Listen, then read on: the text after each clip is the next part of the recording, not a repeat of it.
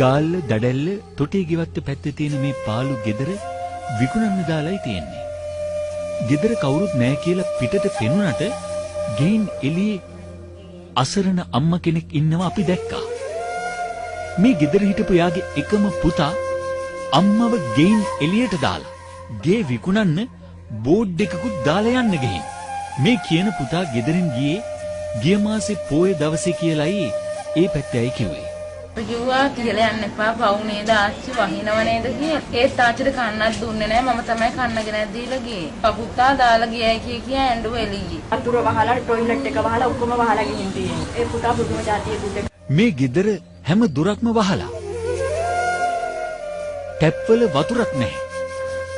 දවස් 12ක් තිස්සේ මේ අම්මට කෑම බීම ගෙනත් දෙන්නේ අහල පහල අය. එදින දමාලි විලා දර බැහුවා. ඒගොල්ලෝ බදුගියක් අරගෙන ගියා. එක පුතා ඉන්නේ ගෑනු හතර මේ කෙනෙක් මේ මම එක්කෙනෙක් ඌස් එක්කෙනෙක් ඉන්නවා අයිඩිට් එක එක්කෙනෙක් ඉන්නවා. ඒගොල්ලෝ එක්කෙනෙක් බලන්න සර් බලන්න මමයි මෙයයි විතරයි.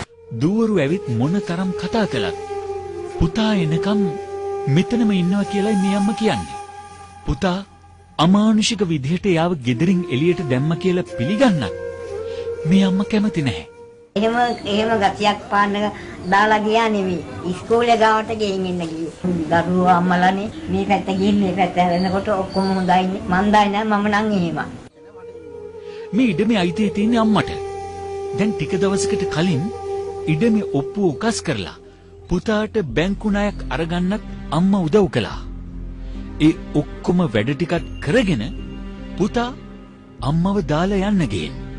මට පුතා ඔහොම මෙහෙම එනවා දැක්කම නිකන් මේවට කිරි එරවනවා වගේ පුතා දැක්කම දෙනහත දරු සෙනෙහත කියාගන්න බැරි මව් සෙනෙහසක් එක්ක මේ අසරණ අම්මා පුතා එනකම් මග බලාගෙන ඉන්නවා.